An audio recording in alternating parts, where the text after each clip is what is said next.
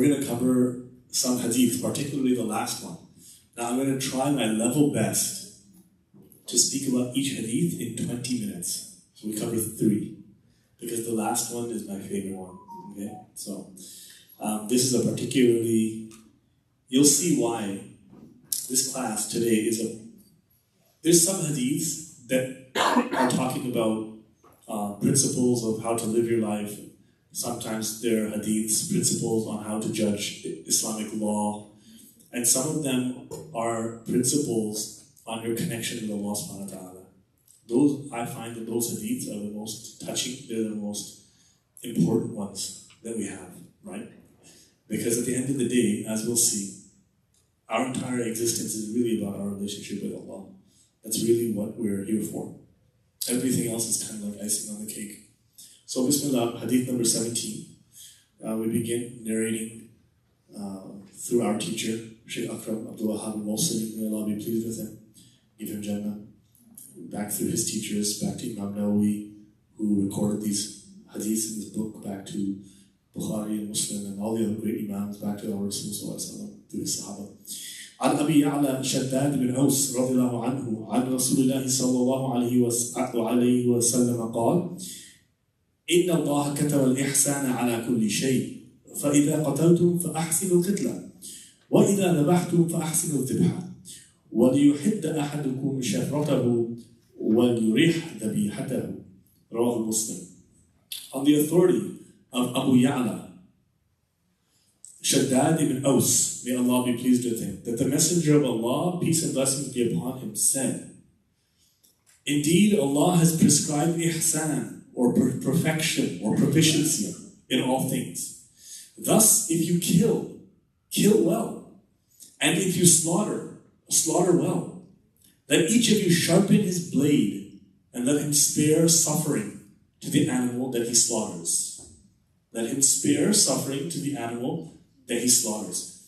The actual word here, yurih, it's actually it means to make the animal feel comfortable. Right? If you're murtah, what are you? You're comfortable. You're like lying back. It's not something you'd usually associate with killing something, making it feel comfortable. We'll talk about that. So the first thing that we have to know, subhanAllah, in the hadith is we talked about ihsan in another hadith. When did we talk about ihsan? Ihsan meaning what? No? That the Prophet ﷺ was asked by Gabriel, the archangel, that tell me about ihsan. And he said, it is that you worship Allah as though you can see Him. And even if you don't see Him, just know that He sees you. So it's not a normal level. It's a level that's higher. It's the highest level that you can get in terms of connecting with Allah. Like this, can you imagine? Ihsan. This is after you've got your basics, your Islam down, then you've got your beliefs are firm in your Iman. Then the third level is the ihsan, which is to go above and beyond. It's to make your Islam, what does ihsan mean? Literal. Oh, from husn. No, that's also a way of saying, but that's not the meaning. Husn is what? Is beautifying. So yeah, it's to beautify something. Husn is beauty. Ihsan is to create beauty, make something beautiful.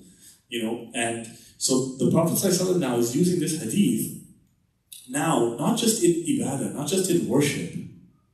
This is the beautiful thing about Islam, is that in the hadith of Gabriel, it talked about worshiping Allah as though you can see Him. That's the essence of ihsan, of this excellence, of this creating beauty.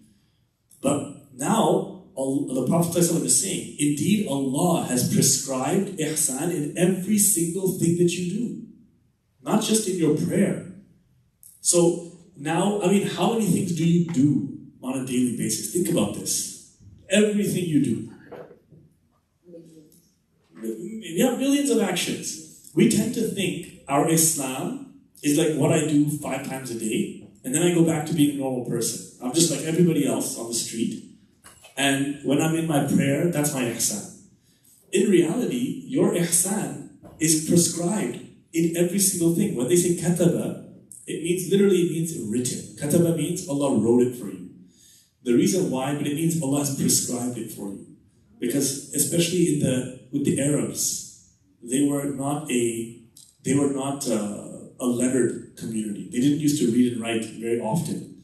So when you really wanted to say something important, you would write it down, right? So imagine in a place where people don't read and write, something's written down. So in that way, when Allah is saying He wrote it down, meaning it is something prescribed, it is something He really wants you to do and enjoin on you. And it's not like, usually this word, it means something is fard upon you. But here, if you don't do something with the most excellence, it doesn't mean you're not doing fard. So it's a way of saying that it's such an important thing. And Allah subhanahu wa ta'ala has prescribed it ala kulli shay, on every single thing. So now, let's talk about this here. Firstly, why ihsan? Like, why would Allah prescribe excellence in every single thing? Like, secularism, what it says is, religion is for religion, and the world, render unto Caesar what is Caesar's, render unto God what is God's. Right? You go to work, you're just a normal person. In your house, you want to pray, go ahead. Why ihsan? Everything you do is ibadah. Everything you do is ibadah. Well, is everything we do ibadah? So when I'm cutting somebody off in traffic, is that ibadah? No. But what's building on your idea? Huh? Most of the things, not everything. Most of the things? Okay. Most of the things we do. So if I'm eating a Kit Kat bar, is that ibadah? Dealing with Why not? people and dealing with your daily, acts that has to affect people. Okay. So is that the only time when you're doing ibadah? That is one of them. That's one of them? Yes. Good, that's one of them. Because in reality, remember we said this before, the idea that we're dealing with each other is kind of an illusion. It's kind of an illusion. It's real. I'm really talking to you. But the fact that one day you guys will all be gone, one day I will be gone, and that interaction will be judged by Allah. And the only thing that will remain of that interaction is whether there was something in it for Allah or not. In reality, we are just the sum total of our interactions with Allah Himself. So it's a different level to imagine that we're talking to Allah through each other. That you're listening to my words, but those words are coming from Allah's will. So whatever is good, that's from Allah's blessing. Whatever is bad is from my nafs, right? So in this way, why we have ihsan in everything? Because the one who can see Allah as though worship Allah as though they see Him, do you think his or her regular life is going to be the same as everyone else? If you can pray to Allah, feeling like He's right there, do you think your normal life is just like full of heedlessness? No. In fact, how do you then get to that point where you can see Allah in your prayer? By doing what? Not focus, but really what it is, it's being with Allah throughout the day. Right? So that's why they say whoever is with Allah in the day, Allah is with them in the night.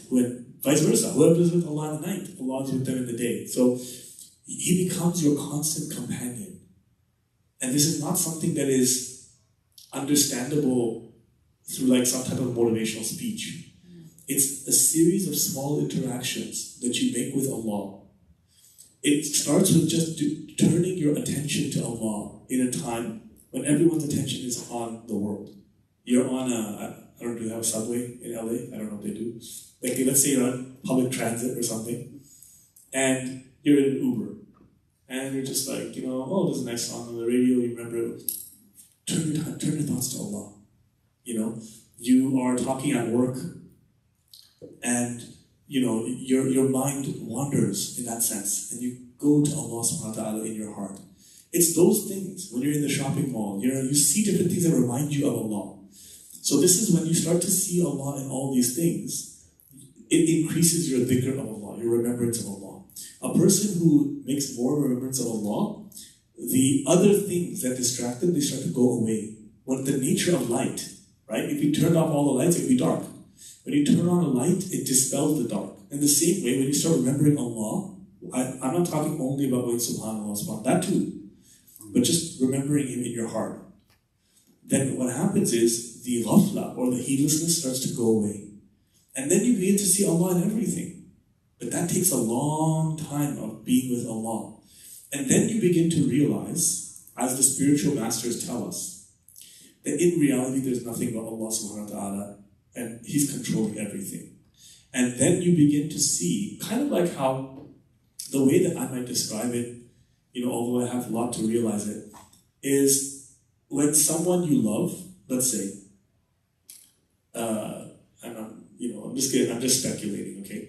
Like, let's say your mother makes your lunch and you're a school child and you open your lunch and she's written you a note inside. Hey, have a great day. Love, Mom.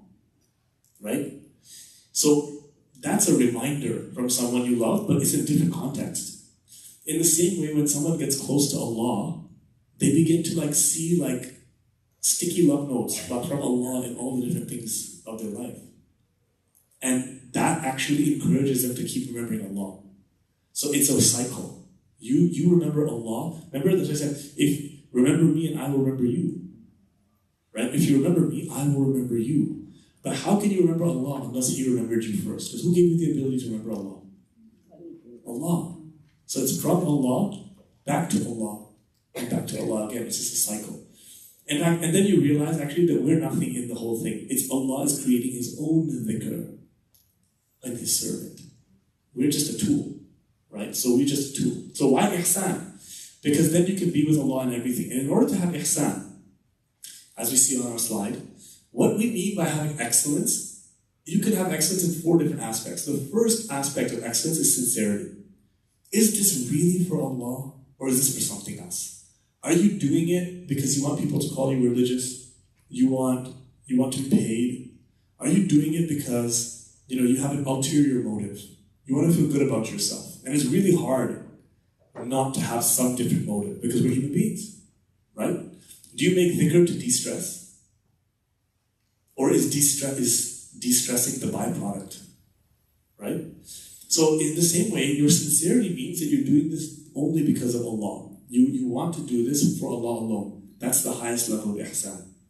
The second thing is, the act that you're doing should have completeness. So you're trying to be as thorough as possible, not obsessing, but you're trying to completely do something for Allah. So for example, if I get you a present, and I just kind of give it to you, and the price tag is still on it, and maybe I just bought it and I said, here. That's not necessarily the best way. The best way maybe to put it inside a bag, take the price tag, snap the sticker off, maybe wrap it up in something, put a little card. That's the complete way to give a gift, right? So when you do ihsan, it means that the act that you're doing, whether it's an act of worship to Allah, and this is why when we pray, afterwards, we have to ask ourselves, do I just pray, Assalamu alaikum, and I go back to the dunya?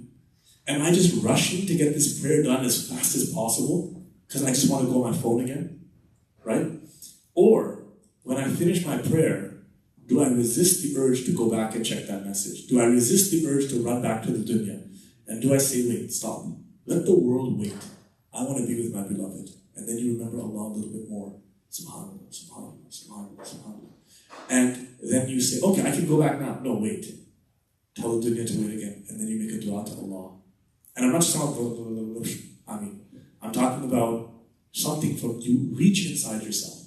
So when Allah sees this, that this is a person who's not in a rush to leave me in my presence, what do you think Allah will put back inside you?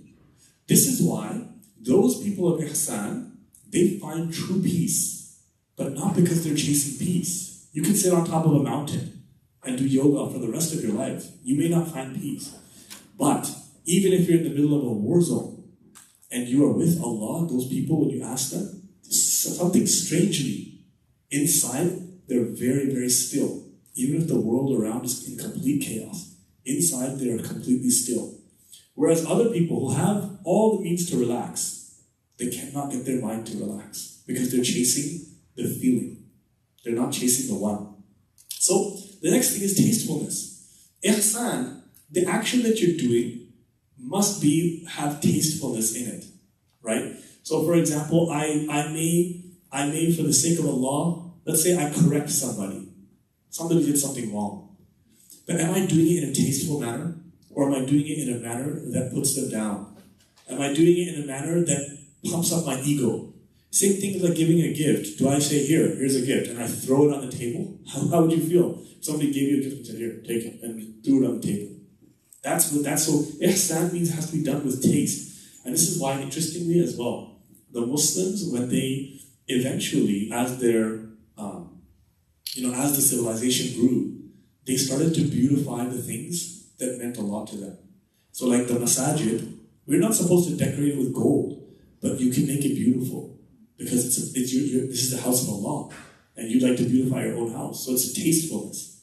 Imam Abu Hanifa, they said, he after Isha, maybe he goes eat something and come back to the masjid, he would come in the night after everyone was gone, dressed like a groom, like someone who's about to get married, spruced up, smelling nice, everything straight, everything good. And he would spend the entire night in ibadah to Allah subhanahu wa ta'ala until Fajr.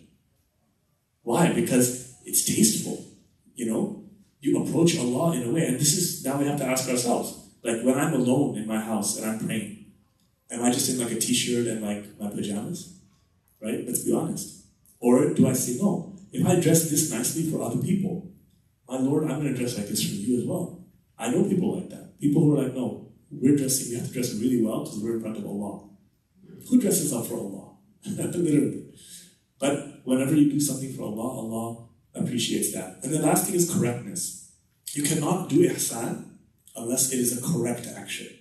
So I cannot say, for example, like, oh, I'm just going to eat my neighbor offered me a ham sandwich to show ihsan, and I'm just going to eat, or I'm going to buy you food, but it's not halal food, for example. It's like something with haram money or something like that. So ihsan has to be correct according to the Sharia. The next thing, let's get to the next part about it, which is why excellence in killing things? Like, why do Muslims have to be so, just kidding. This is the hadith of the Prophet ﷺ, right? So I'm not saying that, but someone may ask, why is it that Allah has prescribed proficiency, ihsan in all things? So if you kill well. If you slaughter well. Why?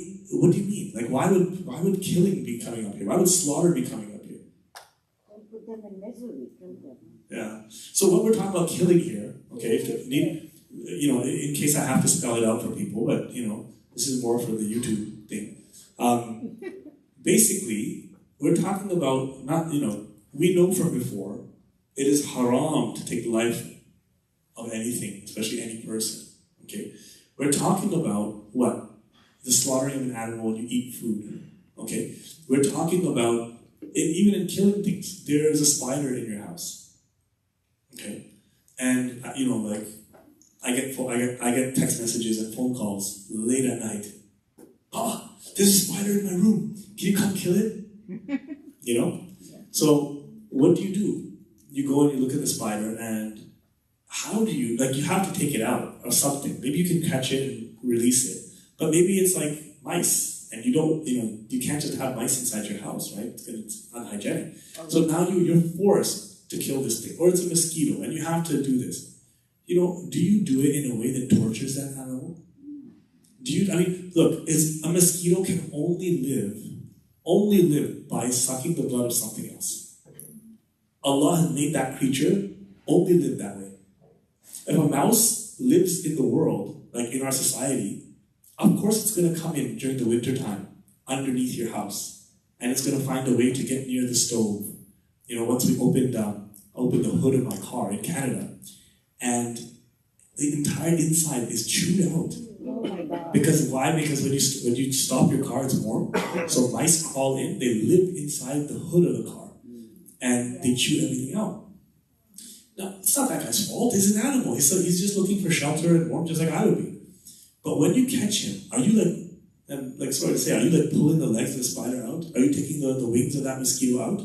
Or do you have mercy on that animal and you quickly finish it? I just vacuum it up. Yeah. That's what I do. Big, huge roach, you go in the vacuum. I don't want to see it. But that roach, but that's interesting though, because that roach is going to be alive inside that vacuum, No, right? actually it dies. As you suck it in, all the legs come out. Okay, I don't No, want to see it. Okay. So, That is not so this is the question, right? This is the question. roaches don't die. Are we doing this in the most humane manner possible? No. That's the question. I'm not judging your roach vacuuming skills. I'm just saying in general. Okay, is this in the way the Prophet is saying? If you're going to do this, when you do this, do it with excellence. Okay? So again, why excellence in killing of things? Because the greatest value in the world is life itself. Right? Allah created life. Nothing can create life. So if life is the greatest, highest ideal, then you protect life. Then taking a life is one of the most grave things you can do. And so the Prophet ﷺ is giving a practical example of a very serious thing. Because when it comes to ihsan, if I said, and so when you bake a cake, bake with ihsan. And somebody will say, yeah, we do that. When I bake a cake, I make it really nice, okay? When you choose a carpet, make it ihsan. When you give a gift, everybody can do that. Don't they? Everybody wants to do ihsan. When you dress nicely, ihsan. When you kill something, do you think like that too? When you do zabiha, dabah, right? When you slaughter something, are you thinking with ihsan? Because we also see, I don't know if you guys have been to places where they're slaughtering animals. By the way, as Eid al-Adha is coming up, right? What are you supposed to do? Anybody who can afford it is supposed to do the udhiyah or the qurbani, right? If you can't do it yourself, with your own hand, it's a worship to even look at it being done. It's a worship to even look at it being done. Why? If you're going to eat that animal, you should look at it and watch it die. Yeah. If you're going to eat that animal, you should honor that animal and be able to see it, how it's going back to Allah. You're sending that thing back to Allah. That thing dies for your sake, to feed you. And so, why do you think the Rasul is saying? Have excellence in sending that animal back to Allah. That's a creature of Allah subhanahu wa ta'ala. Just like you're a creature. And so if you have to do it because you're going to eat meat, so then do this with, and then this is why the Prophet says, what's the last part? Let each one of you sharpen his blade. Right? Don't just say, oh, whatever, why? Because a dull knife will cause more pain to the animal. Right? So if you can, in one swipe, you do that. And that is a respect you pay to the animal. We often have respect for each other. Do you have respect for this animal that you're going to kill and eat? That's the question. And what else, for example, anyone know the other etiquettes of slaughtering animals? What are the other etiquettes of it? You say Bismillah, that's how you make it halal, right? Say Bismillah, you say the prayer over the animal. But what is it that, I have heard that it has no aesthetic. No? Make sure the knife is sharp. You make sure the knife goes over the place where it's going to kill effectively. What else? Even before that, way before you even touch the animal. Yeah, so they do many things. First of all, you feed the animal properly, right? You take care of it. Many times what they do, in the Muslim world, you'll see this. If they have goats, right? They lead the goat out. And again, how are you dragging that goat to its death? They have to be free. You cannot tie them up and slaughter. No, you can if you have to. That's what it has, right? Because they're so well, anything that's going to go to, if you can't. Yeah. But it has to be humane, again, right? So you see people dragging, dragging a goat by the ears and stuff like that. If you have to, you have no other choice, it's different. But otherwise, be gentle with it.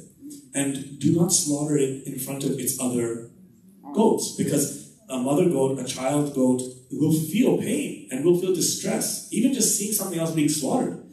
And when you put it down, you don't throw it down on the ground violently. You just try to lay it down on the ground. And many times I've seen people as well, the video. Have you guys seen Mercy Slaughter, these videos? Yeah. This is a guy who can, he's like a goat whisperer, okay? Yeah. And he just whispers something. He takes the ears and he puts it over the eyes, so it doesn't have to see its own death. And they keep the blade behind, and you only take it out when you actually have to do it. You don't walk around with the blade, okay, come. This is for an animal. And then, and you'll see, the animals actually, they lie down. and they willingly just sit there and you don't have to hold them. He just goes like this and he does that. Why? Because that person's state with Allah must be really in harmony with the animal, right? When you see the animals fighting around and stuff like that. So this is why you have excellence in all things. And so next thing is, and so imagine if you have excellence even in the killing of an animal, how do you think you'll treat a human being? Right? You know what they say? He wouldn't hurt a fly. You heard that? It means you're not going to hurt anybody. Because even a little fly that's insignificant, you don't want to hurt that. Next thing. Somebody has to keep me on time because I can't hear. Structure of prophetic guidance. So you'll notice the Prophet ﷺ, his way of speaking was that first he would give the principle and then he would give examples. So the point of this hadith is not to establish Zabiha rules.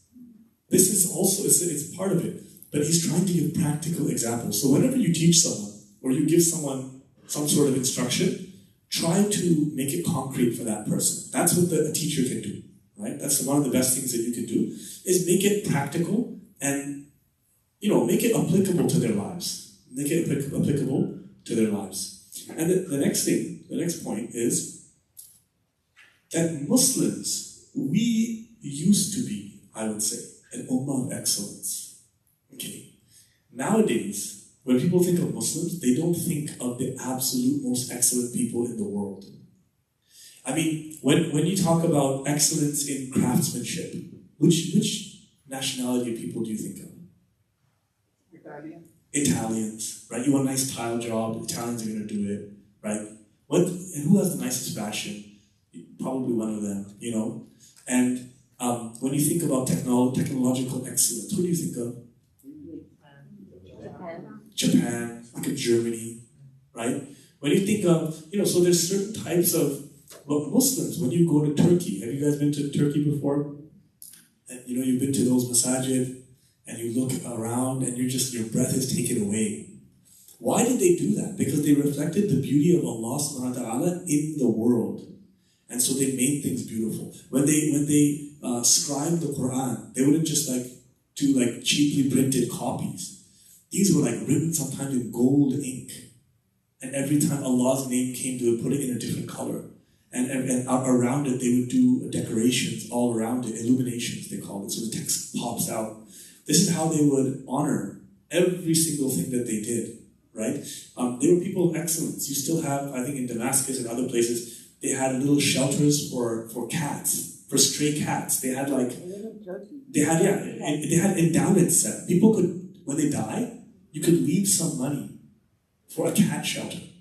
And in perpetuity, it would just keep going and feeding cats, So this is Muslims, we were people of excellence. When the people of Europe were living literally in the Dark Ages, they would come to the Muslim lands and they would be just stunned. Their senses would be filled with the aroma, with the beauty, with the softness of the silk that the Muslims made. Everything, it seemed like Muslims were people of luxury and comfort back then, right? So all the travelers, when they come to the Muslim Ummah, they're just amazed. And many of them would become Muslim and stay because of this, right? And so if this was the state of our dunya, as a religious group of people, what was the state of the deen in that time? So this is why, subhanAllah, excellence, Muslims are people of excellence, and we're not going to get back to that level unless we walk that same path. And finally, kindness to animal and all creatures, inshallah. That's what we've been speaking about. That even when you are slaughtering an animal, you're worried about its comfort, right? So, bismillah. The next hadith is called Taqwa and Good Character. Any questions quickly about that before we move on? Okay. So, عن أبي الذر جندب بن جنادة وأبي عبد الرحمن معاذ بن جبل رضي الله عنهما عن رسول الله صلى الله عليه وسلم قال: اتق الله حيثما كنت وأتبع السيئة الحسنة تمحوها وخالق الناس بخلق حسن. رواه الترمذي وقال حديث حسن وفي بعض النسخ حسن صحيح. Abu Dhar, Jundub ibn Junada, and Abu Abdurrahman, Mu'adh ibn Jabal, may Allah be pleased with them, said that the Messenger of Allah, peace be upon him, said, be conscious of Allah wherever you are. Follow a bad deed with a good deed to erase it, and engage others, deal with others with beautiful character. narrated by Tirmidhi, and he said this is a hadith that is Hasan, meaning the middle level of authentic, or it's sometimes said Hasan Sahih, which is a term that only Imam Tirmidhi used to combine the two. All the other scholars would say weak, daif, Hasan, which is fair, and Sahih, which is rigorously authenticated. Imam Tirmidhi used to say Hasan Sahih, which is kind of, there's different rulings, but sometimes they say it's in between the two of them. Or there's so many narrations that are Hasan that they make the strength of an authentic hadith. In either case, when you hear Hasan or Sahih, it means it's authentic. Okay? When you hear Da'if, it doesn't mean the Prophet didn't say it. It just means that there are chances that he may not have said it. Okay? It doesn't mean you cannot cite the hadith, however, for virtues. Now, there are two Sahaba here. Abu Dhar. Does anybody know anything about Abu Dhar? Abu Dhar al-Ghifari. He came to the Prophet ﷺ. They were traditionally from a tribe that they were known for, like, I don't want to say highway robbery, but they were known for raiding. And he came to the Prophet ﷺ when the Prophet ﷺ was in Mecca. And this was very early in Islam, before Islam had spread to other people. All of the Muslims were in Mecca at the time. He heard about Islam and he came and he accepted Islam. He wanted to accept Islam. And he wanted to join the Prophet ﷺ. But the Prophet ﷺ, what did he say to him? He said, no, do not leave your people and come to me here. Because the people were being oppressed. Muslims were being oppressed. And he said, you won't be able to handle it right now. Go back to your people. And come back when you hear that my affair has grown bigger. Meaning, he sent him back. But why did he send him back? Like, if a Muslim comes to you, wants to be Muslim, is that a good thing? Why would he send him back? He thinks it's a strong tribe, and if he can influence because he has something in his. But he's saying, for your own good, you cannot be with me right now. Would he get violent? What's that? Would he get violent? No. So he was afraid that he would be the persecution of Mecca was sorry. He would face adversity. He would face so much persecution that perhaps he would not be able to take it. Maybe he would go back on his religion. Maybe he wasn't ready for that level. So sometimes someone converts to Islam, and we tell them, should I tell my parents? And if I know the first thing the parents are going to do is start to abuse that person and hit them and kick them out of the house, I say, don't tell your parents right away. Wait a little bit, develop your faith, be strong, and when you're ready and independent, then tell your parents, right? Of course, I didn't follow that advice. But this is why. Because you put yourself under a trial, the Prophet knows you will not be able to bear that trial. So the Prophet sent him back.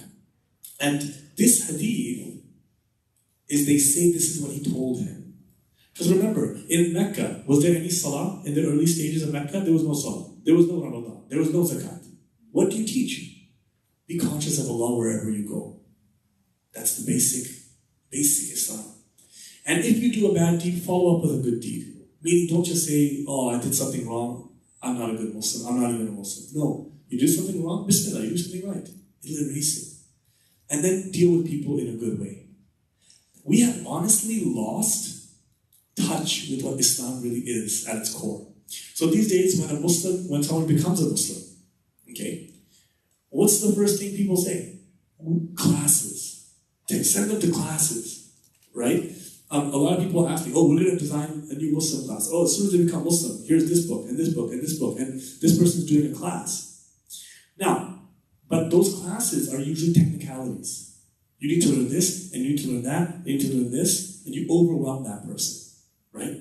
So the thing is, the Prophet ﷺ is telling people a basic, the most basic teaching. So when you actually, when you're ready to learn more, you will learn more, okay?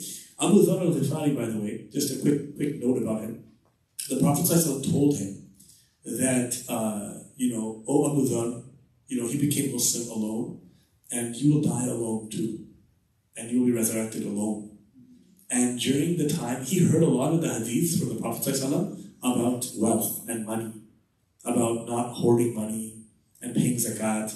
So after the death of the Prophet ﷺ, those are the hadiths he held on to. And he would be so vocal against the people of money, like the big interests and the rich and the wealthy, and he would be so vocal. At one point, it became sort of disruptive in in some senses. And Uthman, when he was Khalifa, he had to tell Abu Dhar, you have to live outside of Medina. You cannot live in the town. Because it's just too, it's just too much. So it's not his fault.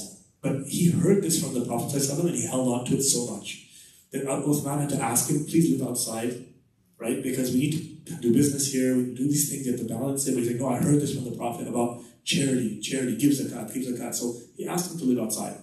Some say he was outside of Medina, some say he went all the way to Jordan, okay? And I did visit the place where it is said that he was buried in Jordan. And we're driving, we're just driving and it's plains and plains and plains. And then the planes stop and it's just a cliff. And you just look into a huge canyon. And it was said that his grave was in that spot. And I'm like, subhanAllah, literally, if he died here, he would have died alone. Okay? So subhanAllah, and it is said that when he died, it was just him and his wife living in that house. And when he died, subhanAllah, there were people, travelers that were coming down the road, and she said, she came out of the house, his wife came out of the house and said, my brothers, Assalamu alaikum, your brother Abu Dhar al-Ghifari has died for many days now. And she put his body on the road. She said, can you please help me bury my husband? Can you bury your brother? So she didn't even have the strength to dig a grave, and the nearest travelers coming by, she asked to stop. And of course, Muslims back then were noble people. So imagine you came across a body and somebody told you that's the companion of Rasulullah. Can you please bury them? So naturally, the people they buried, they gave them a burial, right? And that's the place where I went to. Another Sahabi that passed away in Jordan, and I used to love to go and visit his grave in his masjid, was Mu'adh bin Jabal. He's my favorite companion. And what is his nickname? What is the name of his son here? You can see in the hadith. I don't know if you guys can see. Abu Abdurrahman. So Mu'adh bin Jabal passed away from the plague. When the plague, called Amwas, the disease, hit the Muslims when they were conquering Syria, long after the death of the Prophet ﷺ. And it is said that when he passed away, he was like about 34 years old. He was very young. And subhanAllah, Mu'adh bin Jabal, he passed away from the plague, and his son, Abdurrahman, was about 14 years old, and their father and son are buried beside each other. He took his son to go fight and to conquer Syria. That's why Syria is a Muslim country now. That's why Palestine is a Muslim country now. That's why Lebanon is a Muslim country now. So subhanAllah, these two beautiful Sahaba. Alright, let's get into the hadith itself. Be conscious of Allah. Ittaqullah. Right? What did we say? What did we say that taqwa comes from? Where does that word come from? Fear of Allah. Fear of Allah, consciousness of Allah, but what's the root? It's ittiqa. Tuqa comes from what? Anyone remember? If you include sword fighting, yeah? Avoid. What's that? Avoid, but what? Avoid what? So when you're sword fighting, and if someone's attacking you with a sword, it's called parrying a blow, P-A-R-R-Y. When you parry something, you go like this. I'm going to try to behave like a sword fighter, but when you knock a sword out of the way, that's called ittiqa. So what do you think it means in this case? Well, how is it connected to consciousness of Allah, fear of Allah? Like you're Avoiding sin. Yeah, avoiding sin. What is it? Yeah. You're defending yourself from something? You're defending yourself from what? From shaitan. From, okay, Laziness. shaitan just tempts you. But what's the consequence of the sin? Laziness.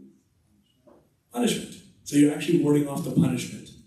That's what you're doing. That's what taqwa is. So that's why the Prophet ﷺ is saying, the first thing is, have taqwa from Allah. And where does that start? The Prophet ﷺ said, where does taqwa begin? Is taqwa on your lips? Is taqwa in your eyes? Taqwa is where? In your heart. That's the first place, right? The Prophet ﷺ said, taqwa hahuna, 3 times. Taqwa is here. Meaning you can have the longest beard, you can have whatever, but your taqwa begins inside your heart. And consciousness of Allah, be conscious wherever you are. Hayth ma kunt. Why do you say wherever you are? Be conscious of Allah. like all times. Hayth ma kunt. It means its location. Because we tend to behave differently depending where we are. Okay? So when you're at the Kaaba, do you behave the same? Is your gaze as low when you're at the Kaaba and the masjid as when you are on the street or at the beach, for example? You know? Is your mouth, is your tongue, I should say, as clean when you're on the street and at a party and at school and at work as when you're in the masjid, right? I mean, there's so many things. Is what we watch on this phone, is it different if our kids were looking over our shoulder? Or is it different when we're in our bedrooms or in the bathroom, right? Are you different in the day and are you different in the night?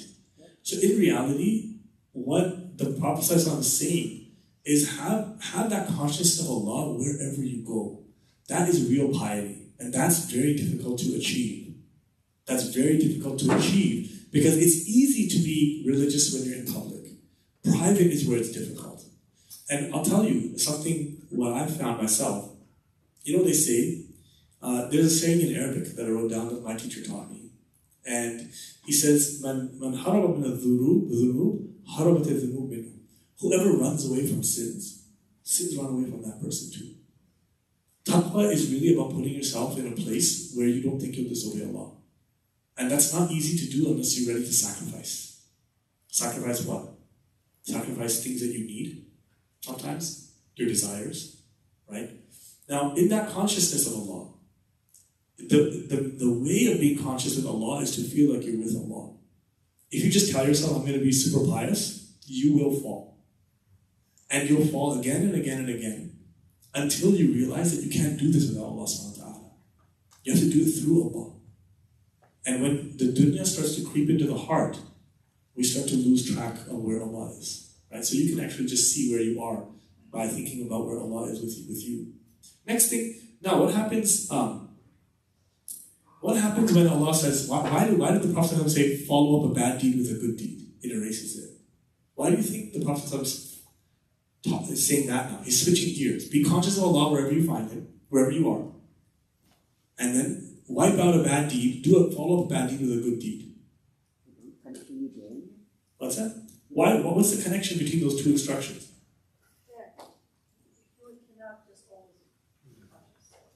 Okay, so yeah, because the Prophet said, be conscious, have taqwa of Allah wherever you are. So you say, okay, I'm gonna have taqwa, and what happens? You fall, you sin. So instead of losing hope, it's like saying if you're riding a bike, if a child is about to ride a bike, and they're just off the training wheels and they fall, okay, what should they do? Should they stay on the ground? No, you get the child back up. Maybe the child is crying. Maybe the child needs a Band-Aid, so you put the Band-Aid on the child and say, okay, let's try again.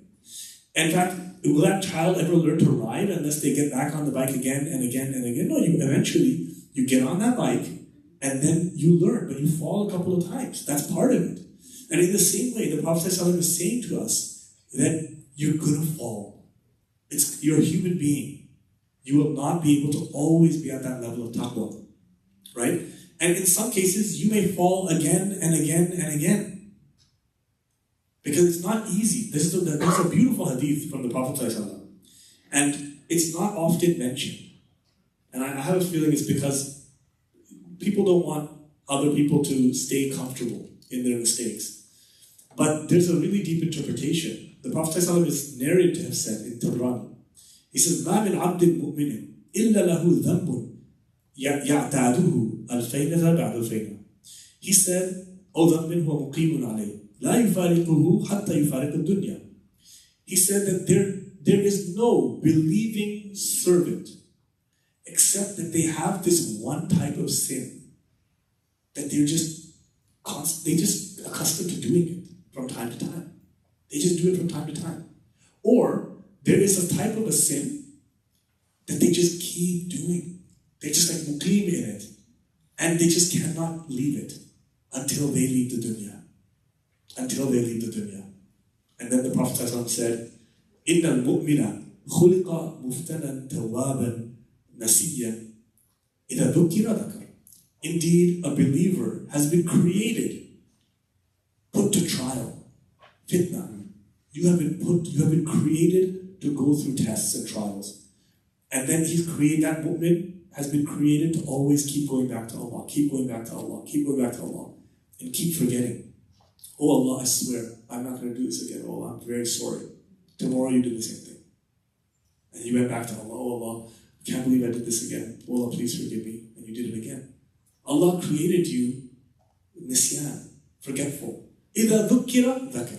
When he is reminded, then he remembers. He hears the hadith, and he says, astaghfirullah, that's true. Okay, I'm good now. I'm not going to do that again. Falls back inside. I'm never going to swear. Okay, I'm not going to raise my voice. I'm not going to do this. And I fell again. So this is the way that if you are not able to have the highest level of taqwa, we have to try. But just remember that the fall is part of who you are. You're created like this. So what do you do now? This is where the Prophet ﷺ is saying, follow up a bad deed with a good deed. He's giving everybody hope. He's giving everybody hope that, look, you're never going to be able to leave sins completely. That's why the hadith says, if you people did not sin, Allah would wipe you out. And you'd go. And Allah would bring in new people who did sin. And they would ask forgiveness for Allah, and He would forgive them. Our interaction with Allah is not one of perfection. Perfection is for whom? For Allah. Our interaction with Allah is trying and repenting over and over and over and over, right? So what this takes is, you can never really look down on you can never make your sins seem like they're nothing. The only person who can reach this level of following up a bad deed with a good deed is a person who what? Who recognizes that they did something wrong in the first place. If you think you didn't do anything wrong, if I can slap my child in the face, no, forget that. If I can swear at someone, and I don't think I did anything wrong, I'm never going to be able to fix it. Right? That's why they say, بِقَدْرِ مَا يَصْرُ الذَّنْبُ عِنْدَكَ يَعْظَمُ عِنْدَ اللَّهِ وَبِقَدْرِ مَا يَعْظَمُ عِنْدَكَ يَصْرُ عِنْدَ اللَّهِ. That to the extent that you belittle a sin in your eyes, it becomes great in the eyes of Allah. Okay? And to the extent that the sin is great in your eyes, it becomes small in the eyes of Allah. Why? Because you have realized it. You realized it. You did Allah's job for you. Right? This is why they say, Allah, when you're in the court of Allah, if you prosecute yourself, Allah will not be with you against you. Allah will go on your defense. Allah will take the opposite side of what you take. But if you're defending yourself from sin, I don't care, I justify it. Now you've got Allah on the other side.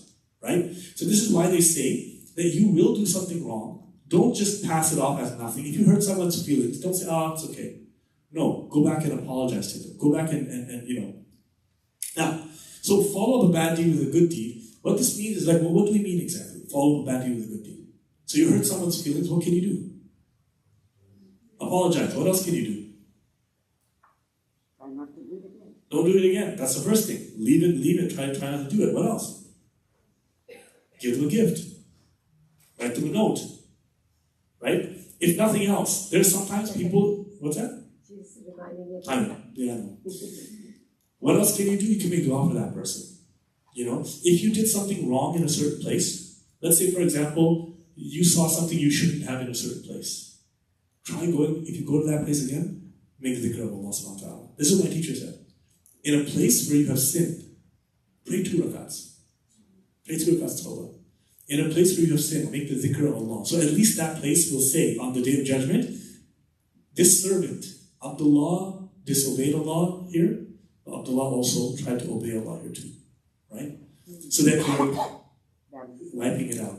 Right? So every time you're doing bad, you're doing good. And eventually what happens? This is why they say, never stop making tawbah from a sin that you do, even if you do it 1,000 times, because you don't know if that was the very last time it was written for you. A person could say, I've done this so many times, I'm going to stop making tawbah. Because what's the point? I go back again and again and again. Now how do you know that the millionth time you did it, and you made tawbah, and you said, Allah, khalas, I'm not doing this again. I quit. How do you know Allah didn't say to the angels, my servant is right, I have decreed he will never do that sin again. But if you had stopped at 999 and said, forget it, I'm just addicted, I can't do anything, you would never have left it. So we could always be right on the cusp of leaving something. In fact, everyone you see that's pious, everyone you see that's like a saintly individual, do you think they were born that way? No. They just kept on refining themselves over and over and over and over until Allah took that sin away, then took that sin away, then took that sin away, and then Allah loved them. And then they became a righteous person, right? Alhamdulillah. So let's go through these. Okay, whoops. So the first thing is the occasion behind the hadith. We talked about this, where Abu Dharr al-Ghifari, this was told to him. Second thing is the ideal inward state and trying your best outwardly. So taqwa from the inside is that you make an intention, and when you fall outwardly, you then do good deeds to make up for those bad deeds that you're doing, right? So you try to create the balance in your favor. You try to create a balance in your favor. The third thing we talked about, how do you deal with sin? The first thing is that you never lose hope. You always realize that there's always something to go ahead, always some way to go back to Allah subhanahu wa ta'ala. And if you notice, the last part of the hadith, what is the last part of the hadith, if you saw? So the first thing is consciousness of Allah. The second thing is follow up a bad deed with a good deed. And the third is what? With beautiful character. So those are three levels to the hadith. The first one is talking about what level of a human being? Your conscience, your state, your spiritual state. The second one is talking about your actions. And the third one is talking about interactions. Okay? These are the three places where a person goes through. So even in the hadith, it's all-encompassing. You start from inside your heart. You go to your limbs. And then how do you deal with other people? But it's interesting that the hadith starts with taqwa of Allah, and where does it end? How do you deal with other people? That's what the majority is about. We tend to think now, our Islam, the most important things are the rules of Islam, which they're important. But actually the biggest sins that you will get are going to be by how you treated other people. Those are the biggest sins that you're going to get, right? So how you engage with other people is actually going to be the determining factor. So these are if you think about, if somebody just becomes Muslim, rather than tell them, all these details. Remember I think I told you guys that a Rastafarian guy with all these big dreadlocks, he had his hair in a bag. Did I ever tell you this story? Okay. He was coming past the masjid, and he saw us. We were young guys in our 20s. We used to wear big turbans, long beards. We used to walk with sticks. Okay, this is back when I was new Muslim. And so he was like, "Who are these guys?" So he came in the masjid, and we gave him dawah, and he became Muslim. He was a white Rastafarian. I still remember him. And he had these dreadlocks, and his hair was like in a bag, basically, on his head. And he became Muslim, and as he went to make wudu, I told him, "You're going to have to cut those dreadlocks off." He said, oh, okay, fine. I said, "You're going to have to stop smoking weed." He said, "Okay, fine." I said, "Let's go pray." So we prayed. He never came back again. I called him for days and days and weeks. And he said, "I'm taking a break." Allahu Akbar,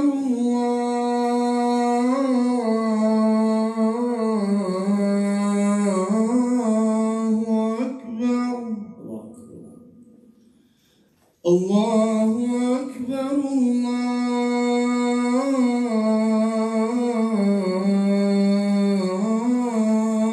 Akbar.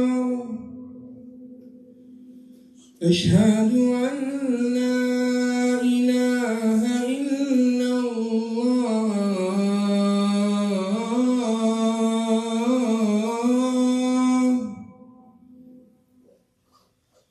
Ashhadu an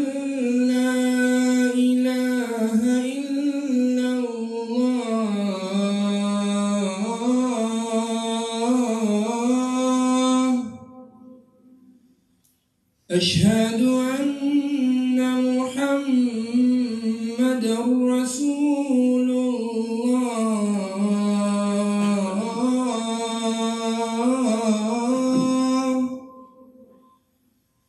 أشهد أن محمدًا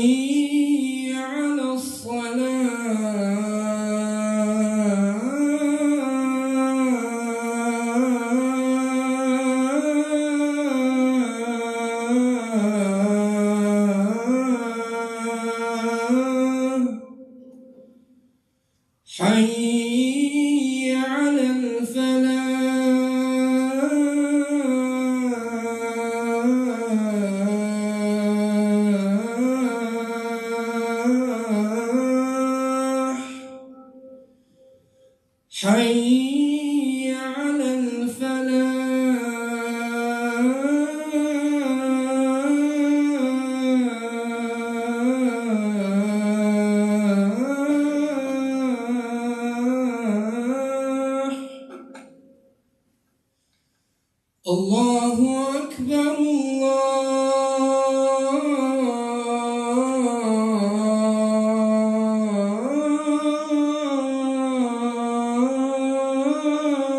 Allahu Akbar.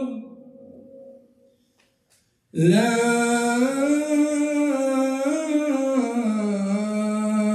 ilaha illallah.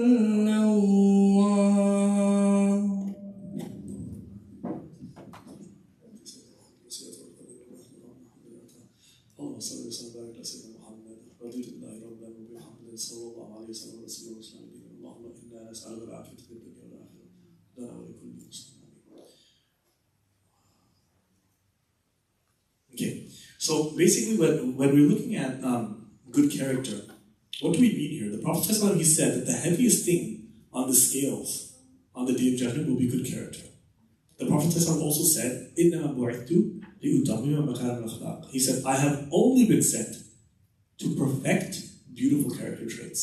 Meaning that's how important it is to perfect beautiful character. Now, the hadith also implies beautiful character doesn't just mean speaking in a flowery voice. It doesn't mean saying please and thank you. That's also beautiful character. But one of the biggest things about beautiful character is actually to not return an evil deed with an evil deed. Okay? That's good character. That's something that we don't often think about, right? So someone flips you off in traffic, they're driving by, they flip you off, and you just resist. That's showing them good character, right? When somebody comes and they've done something wrong, you forgive them. When they try to, apologize, you try to let them down easy, if you can, And so basically, one of the things that the ulama mentioned is good character is actually closely related to the way that the prophets are. So when you're behaving with good character, it's a prophetic thing that you're doing. Now what I'm going to do, this is the end of this hadith. We don't have enough time, so all I'm going to do is, I didn't get enough time to do the hadith I wanted to do. This is my favorite hadith in the collection. I'm just going to read it in English, and we're not going to talk about it. We're not going to talk about it, but you guys can think about it for a week and see how it speaks to your heart. And then next week, inshallah, we'll go over the meaning of it. And this hadith is, let me see if I can pull it up. Anybody know the next hadith? The 19th? Yeah, I'm going to do it right now. Okay, so this hadith is called Look Out for Allah. Actually, I just called it Look Out for Allah, based on how my shaykh translated it. And it goes like this. It's a bit longer, so. It goes, and this is page 69. Okay. عن أبي العباس عبد الله بن عباس رضي الله عنهما قال كنت خلف النبي صلى الله عليه وسلم يوما فقال لي يا غلام إني أعلمك كلمات احفظ الله يحفظك احفظ الله تجده تجاهك فإذا سألت فاسأل الله وإذا استعنت فاستعن بالله واعلم أن الأمة لو اجتمعت على أن ينفعوك بشيء لم ينفعوك إلا بشيء قد كتبه الله لك وإن اجتمعوا على أن يضروك بشيء لم يضروك إلا بشيء قد كتبه الله عليك رفعت الأقلام وجفت الصحف. رواه الترمذي وقال حديث حسن صحيح.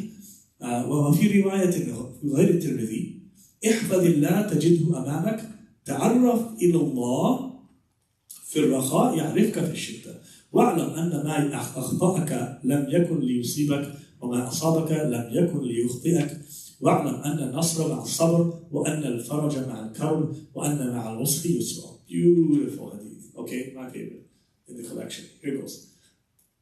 Abu Abbas, Abdullah ibn Abbas, the cousin of the Prophet ﷺ, who was about 10 years old when he passed away.